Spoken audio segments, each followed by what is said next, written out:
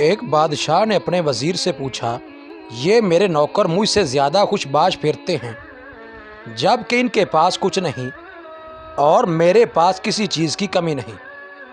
وزیر نے کہا، بادشاہ سلامت، اپنے کسی خادم پر قانون نمبر 99 کا استعمال کر کے دیکھیے۔ بادشاہ نے پوچھا، اچھا یہ قانون نمبر 99 کیا ہوتا ہے؟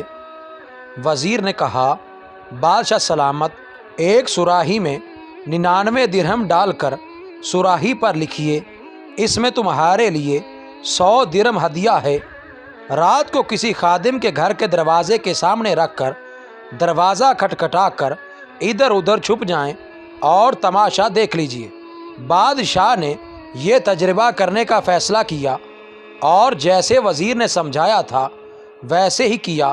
سراہی رکھنے کے بعد دروازہ کھٹکھٹایا اور چھپ کر تماشا دیکھنا شروع کر دیا۔ دستک سن کر اندر سے خادم نکلا، سراہی اٹھائی اور گھر چلا گیا۔ درہم گنے تو 99 نکلے جبکہ سراہی پر لکھا 100 درہم تھا۔ خادم نے سوچا، یقیناً ایک درہم کہیں باہر گرا ہوگا۔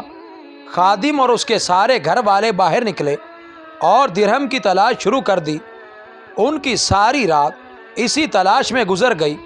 خادم کا غصہ اور بے چینی دیکھنے کے لائق تھی۔ اس نے اپنے بیوی بچوں کو سخت سست بھی کہا کیونکہ وہ درہم تلاش کرنے میں ناکام رہے تھے۔ کچھ رات صبر اور باقی کی رات بک بک اور جھک جھک میں گزری۔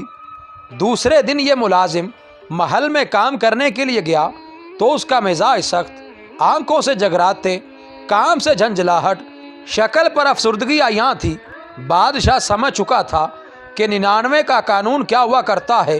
لوگ ان 99 نعمتوں کو بھول جاتے ہیں جو اللہ تبارک و تعالیٰ نے انہیں عطا فرمائی ہوتی ہیں اور ساری زندگی اس ایک نعمت کے حصول میں سرگرداں رہ کر گزار دیتے ہیں جو انہیں نہیں ملی ہوتی، اور وہ ایک نعمت بھی اللہ کی کسی حکمت کی وجہ سے رکی ہوئی ہوتی ہے جسے عطا کر دینا اللہ کے لیے بڑا کام نہیں ہوا کرتا۔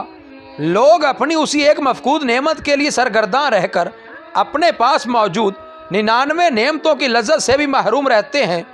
حاصل ہو جانے والی 99 نعمتوں پر اللہ تبارک و تعالیٰ کے احسان مند رہیے اور ان سے مستفید ہو کر شکر گزار بندے بن کر رہیے۔